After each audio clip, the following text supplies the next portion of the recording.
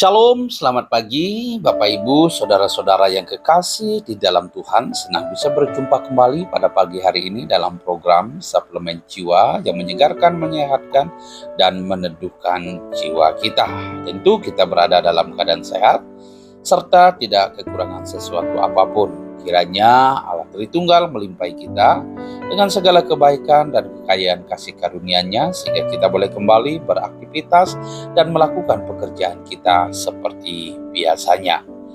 Saudara-saudara yang kekasih dalam Tuhan, pada pagi hari ini sebelum kita memulai aktivitas dan pekerjaan kita, seperti biasa saya mau mengajak kita untuk membaca dan merenungkan firman Tuhan sejenak yang tentu akan menyegarkan, menyehatkan, dan meneduhkan jiwa kita, memberikan kekuatan dalam menghadapi setiap situasi yang ada di depan kita. Namun sebelumnya, mari kita mohon pimpinan dan penyertaan Tuhan supaya Ia memberikan hikmat dan pengertian kepada kita untuk mengerti dan memahami apa yang menjadi maksudnya dalam hidup kita. Mari kita berdoa. Bapa di surga, terima kasih atas pimpinan dan penyertaan-Mu sepanjang malam yang boleh kami lewati hingga pagi ini kami boleh bangun dalam keadaan selamat serta tidak kekurangan sesuatu apapun. Semuanya oleh karena anugerah dan kasih sayang-Mu yang begitu ajaib bagi kami, ya Tuhan. Sebelum kami melakukan aktivitas kami pada hari ini, Tuhan, kami rindu kembali untuk disegarkan oleh kebenaran firman. Kami mau membaca dan merenungkan firman-Mu. Oleh karena itu Tuhan, kuduskanlah hidup kami, terangilah hati, pikiran, dan perasaan kami dengan firman-Mu. Tuntunlah kami kepada seluruh kebenaran-Mu, supaya kami dapat mengerti dan memahami maksud-Mu. Singkapkan firman-Mu bagi kami Tuhan, di dalam nama Tuhan Yesus Kristus, firman yang hidup. Amin. Puji Tuhan, saudara-saudara yang dikasihi oleh Tuhan. Pada pagi hari ini saya mau mengajak kita untuk membaca dan merenungkan kebenaran firman Tuhan dari kitab Kejadian pasal 3 ayatnya yang ke-24. Sekali lagi, kita akan membaca firman Tuhan dari Kejadian pasal 3 ayat yang ke-24. Demikian firman Tuhan.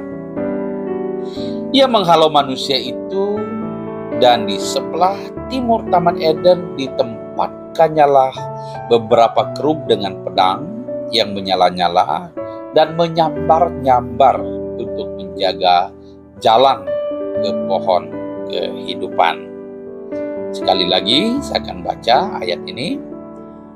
Ia menghalau manusia itu, dan di sebelah timur Taman Eden ditempatkannya beberapa kerub dengan pedang yang menyala-nyala dan menyambar-nyambar untuk menjaga jalan ke pohon kehidupan. Demikianlah pembacaan firman Tuhan pada pagi hari ini. Berbahagialah setiap orang yang membaca firman Tuhan, renungkan, terlebih melakukannya dalam hidup sehari-hari. Saudara-saudara yang kekasih dalam Tuhan, melalui pembacaan firman Tuhan yang begitu singkat, pada pagi hari ini saya mau mengajak kita untuk merenungkannya di bawah satu tema, yaitu tema dalam bentuk pertanyaan, yaitu apakah Tuhan marah dan menghukum kita karena dosa. Sekali lagi, tema kita dalam sebuah pertanyaan atau dalam bentuk pertanyaan, apakah Tuhan marah dan menghukum kita karena dosa? Hampir sebagian besar orang meyakini bahwa Tuhan marah terhadap dosa. Benar. Dan ini tidak dapat disangkal karena memang Tuhan benci dengan dosa. Tuhan tidak menghendaki seorang pun hidup dalam dosa. Karena Tuhan menghendaki agar manusia memiliki relasi dengan Allah yang kudus, intim dengan Dia setiap hari. Ketika manusia itu di Taman Eden, Allah menjumpai mereka setiap pagi pada hari yang sedang sejuk untuk bersekutu dengan mereka. Ini adalah tanda bahwa manusia sebelum jatuh ke dalam dosa memiliki relasi yang intim dengan Tuhan. Ya, itulah sebabnya Tuhan tidak suka dengan dosa. Ya, Tuhan membenci dosa dan Tuhan marah dengan dosa. Ya. Namun apakah yang menghukum kita karena dosa. Sebagian besar juga orang memahami bahwa Tuhan menghukum kita karena dosa. Ada benar dan ada juga salahnya, tergantung dari perspektif mana kita melihat dan memandangnya. Saudara-saudara yang kekasih di dalam Tuhan, pembacaan firman Tuhan pada hari ini dari Kejadian pasal 3 ayat 24. Ayat ini adalah sebuah konsekuensi dari pelanggaran terhadap hukum dan ketetapan Allah. Ya, setiap orang yang melakukan pelanggaran pasti ada konsekuensinya. Konsekuensinya adalah hukuman. Ya, sekali lagi, konsekuensi dari pelanggaran dan dosa adalah hukuman. Namun, hukuman itu bukan semata-mata karena pelanggaran dan dosa. Perhatikan baik-baik. Hukuman itu bukan semata-mata karena pelanggaran dan dosa. Walaupun sesungguhnya Allah membenci dan sangat tidak menyukai atau marah, murka terhadap pelanggaran dan dosa itu. Allah tidak menghukum kita karena dosa. Ya, sekali lagi, Allah tidak menghukum Adam dan Hawa karena dosa. Allah tidak menghukum manusia karena dosa. Apakah pernyataan ini benar? Apa ya? Jika demikian, kita bebas dong untuk berbuat dosa. Kita bebas dong untuk melanggar. Kita bebas dong untuk melakukan pelanggaran-pelanggaran atau mengikuti kemauan hati kita sendiri tanpa memperhitungkan ketetapan-ketetapan Allah dalam hidup kita. Ya. Jadi, jika Allah tidak menghukum kita karena dosa, jika demikian kita bebas berbuat dosa. Sebab Allah akan membebaskan kita dari hukuman. Tentu tidak. Ini adalah sebuah pemahaman yang salah. Jikalau kita berpikir bahwa Allah tidak menghukum kita karena dosa, lalu kita bebas berbuat dosa dengan anggapan bahwa Allah akan membebaskan kita dari hukuman. Tentu ini adalah sebuah pemahaman yang sangat keliru. Ya, kalau ini diterapkan berarti kita akan semakin jauh dari hadapan Allah.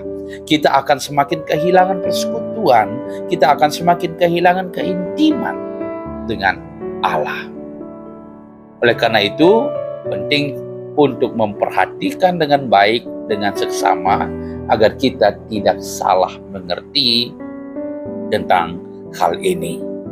Saudara-saudara yang kekasih di dalam Tuhan, Allah yang maha pengasih, Allah yang penuh hikmat, Allah yang maha bijaksana, tentu tidak akan bertindak sedemikian cepat melakukan kehendaknya untuk menghukum kita karena dosa dan kesalahan tanpa mempertimbangkan aspek apapun dari kita. Ya, tentu Allah sangat bijaksana, ya, memikirkan banyak hal sehingga Allah tidak menghukum begitu cepat. Karena ketika kita melakukan pelanggaran dan dosa, jika kita memperhatikan bagian-bagian firman Tuhan, Allah memberikan kesempatan untuk kita bertobat dan berbenah diri. Pada bagian lain, Alkitab mengatakan bahwa kembalilah kepadaku, maka aku akan kembali kepadamu. Artinya bahwa Tuhan mau supaya kita kembali kepada Tuhan. Tuhan memberikan kesempatan bagi kita untuk bertobat dan berbenah diri. Tuhan mau supaya kita mengakui kesalahan-kesalahan kita. Artinya memberikan kesempatan bagi kita untuk mengakui kesalahan-kesalahan dan dosa-dosa di hadapan Tuhan, kemudian mulai berbenah diri. Karena Alkitab mengatakan bahwa jikalau kamu mengaku dosamu, sekalipun dosamu merah seperti kemisi, akan menjadi putih seperti bulu domba. Ayat-ayat itu tentu menunjukkan kepada kita bahwa Allah memberikan kesempatan bagi kita untuk bertobat. Ya, dan Tuhan tidak menghukum kita karena dosa dan pelanggaran yang kita lakukan. Tetapi Tuhan menghendaki kita kembali kepadanya. Saudara-saudara yang dikasihi oleh Tuhan Yesus Kristus, kalau Tuhan memberikan kesempatan untuk kita bertobat dan berbenah diri, lalu pertanyaannya adalah, mengapa Allah menghukum Adam dan Hawa dengan cara mengusir mereka dari Taman Eden? Mengapa Allah menghalau Adam dan Hawa dari Taman Eden? Seperti ayat yang sudah kita baca tadi, bahwa Ia menghalau manusia. Artinya Tuhan menghalau manusia. Tuhan tidak memberikan celah, kesempatan, jalan masuk kepada Adam dan Hawa untuk kembali ke Taman Eden, untuk menikmati apa yang Tuhan sudah siapkan bagi mereka di sana. Kenapa? Justru Tuhan menghalau, bukan memberikan kesempatan bagi mereka, tetapi justru Tuhan menghukum. Bukankah ini menunjukkan bahwa manusia Adam dan Hawa dihukum karena melakukan dosa dan pelanggaran? Saudara-saudara yang dikasihi oleh Tuhan, Adam dan Hawa dihalau dari Taman Eden. Ya, bukan semata-mata, sekali lagi, bukan semata-mata karena pelanggaran dan dosa yang telah mereka buat. Bukan karena pelanggaran terhadap hukum dan ketetapan Allah yang mereka buat. Tentu Tuhan memberikan kesempatan bagi mereka untuk bertobat. Ya, jadi Allah tidak menghukum mereka karena pelanggaran dan dosa mereka, melainkan yang pertama adalah, ya, Allah tidak menghukum mereka karena dosa, tetapi karena mereka tidak mau jujur mengakui kesalahannya. Ini saudara-saudara yang dikasihi oleh Tuhan. Jadi Allah menghukum manusia yang melanggar hukum dan ketetapan Allah. Manusia menghukum dosa. Karena apa? Karena mereka tidak mau jujur mengakui kesalahannya. Adam dan Hawa tidak mau jujur mengakui kesalahannya. Ya, justru ketika Tuhan hendak menjumpai manusia di Taman Eden, ya, pada pagi hari, pada waktu sedang sejuk, lalu Tuhan memanggil manusia, "Di manakah engkau?" Karena Tuhan tidak menemukan manusia itu di tempat sebagaimana mestinya mereka ada. Lalu Tuhan memanggil, "Di manakah engkau?" Panggilan Tuhan itu, "Di manakah engkau?" bukan menunjukkan bahwa Tuhan tidak tahu di mana mereka berada, tetapi ya menunjukkan bahwa manusia itu sudah kehilangan kejujuran, karena Tuhan mau manusia itu jujur mengakui keberadaannya. Saudara-saudara yang dikasihi oleh Tuhan, ketika Tuhan menjumpai manusia dalam keadaan berdosa, "Apakah yang telah engkau buat? Apakah engkau telah makan buah yang aku larang untuk engkau makan?" Lalu Adam menjawab, "Perempuan yang engkau tempatkan di sampingku, dialah yang memberikannya kepadaku." Atau lebih tepatnya kita lihat di dalam Kejadian pasal 3 ayat 12 sampai dengan ayat 13. Manusia itu menjawab, "Perempuan yang kau tempatkan di sisiku, dialah yang memberi dari buah pohon itu kepadaku. Maka aku makan." Atau maka aku makan. Dari sini kita melihat bahwa bahwa Adam sedang melemparkan kesalahannya kepada Hawa. "Perempuan yang kau tempatkan di sisiku, dialah yang memberi buah itu." Saudara, sebenarnya mereka dalam hukum pernikahan, mereka bukan lagi dua, melainkan satu. Ya, jadi Allah telah memberkati mereka sehingga mereka menjadi satu daging. Gitu. Ya, pernikahan mereka pertama kali diberkati oleh Tuhan sehingga mereka hidup bersama-sama. Artinya bahwa mereka, ya, apa yang istri lakukan, suami lakukan, apa yang suami lakukan menjadi tanggung jawabnya istri dan seterusnya. Dan ketika istri melakukan kesalahan, itu juga merupakan tanggung jawab suami. Oleh karena itu seharusnya Adam pada waktu itu dia tidak menyalahkan istrinya, tetapi dia mengakui bahwa kesalahan itu adalah dari pihak mereka. Tetapi justru Adam tidak mau jujur. Ini loh perempuan yang kau tempatkan di sisiku, memberikan buah itu, maka aku makan. Nampaknya Tuhan masih menerima alasan Adam. Ya. Kemudian berikutnya, ya. Di dalam ayat yang ke-13, kemudian berfirmanlah Tuhan Allah kepada perempuan itu, apakah yang telah kau buat ini? Apa jawab dari perempuan itu? Perempuan itu kembali melemparkan kesalahannya kepada ular. Dikatakan, ular itu yang memperdayakan aku, maka ku makan. Nah, ini dia. Padahal jelas sekali bahwa, ya, Tuhan sudah menyatakan bahwa engkau makan buah itu kamu akan mati. Tetapi iblis memutarbalikkan firman Tuhan, engkau tidak akan mati. Lalu Hawa terpesona dengan rayuan gombal iblis, ya, bahwa ketika engkau makan buah itu maka engkau tidak akan mati, tetapi justru engkau akan menjadi sama seperti Allah, tahu yang baik dan yang jahat. Tertariklah Hawa pada waktu diambillah buah itu lalu dimakan. Di situ mereka saling lempar kesalahan. Mereka tidak mau jujur mengakui kesalahan masing-masing. Dia tidak mau berkata dengan rendah hati, akulah yang telah bersalah. Ya, akulah yang telah melakukan itu sehingga terjadi keadaan seperti ini. Saudara-saudara yang dikasihi oleh Tuhan, poin yang pertama yang membuat Tuhan tidak suka dengan sikap manusia sehingga pada akhirnya mereka harus dihukum adalah karena mereka tidak mau jujur mengakui kesalahannya di hadapan Tuhan. Ya. Saudara-saudara, banyak orang yang tidak mau jujur mengakui kesalahannya. Dia berusaha untuk menyembunyikan kesalahannya sekalipun orang sudah tahu, ya.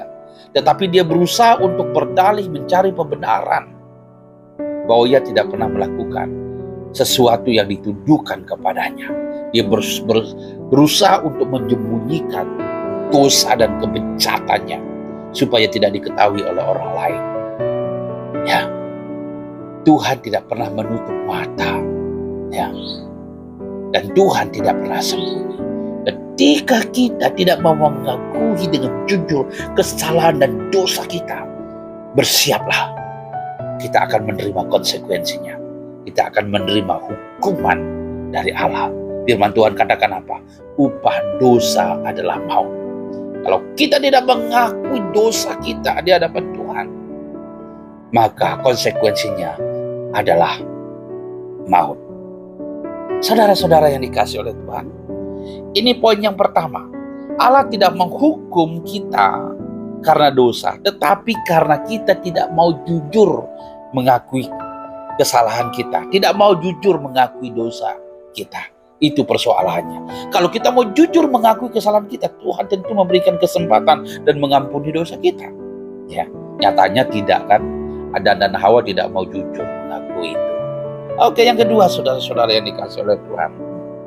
Ya, Allah tidak menghukum kita karena dosa dan pelanggaran kita, melainkan karena kita tidak bertanggung jawab atas dosa dan kesalahan yang kita buat. Ya, ini adalah kelemahan manusia. Kita tidak pernah mau bertanggung jawab terhadap dosa dan pelanggaran yang kita buat. Sebesar apapun yang kesalahan-kesalahan yang kita buat, baik yang kita sadari maupun tidak kita sadari, kita berusaha untuk lari dari itu. Sama seperti Adam dan Hawa. Ketika mereka telah jatuh ke dalam dosa, ya, justru mereka berlari dan bersembunyi.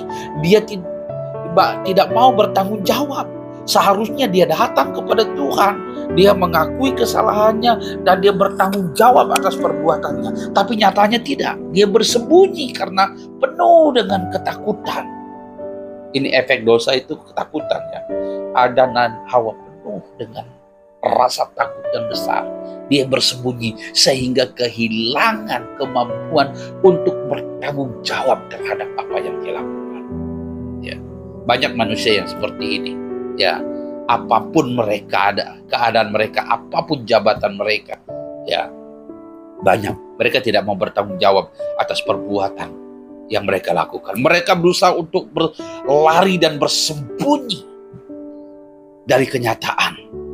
Ya, inilah manusia-manusia yang akan menerima konsekuensi, yaitu hukuman Allah.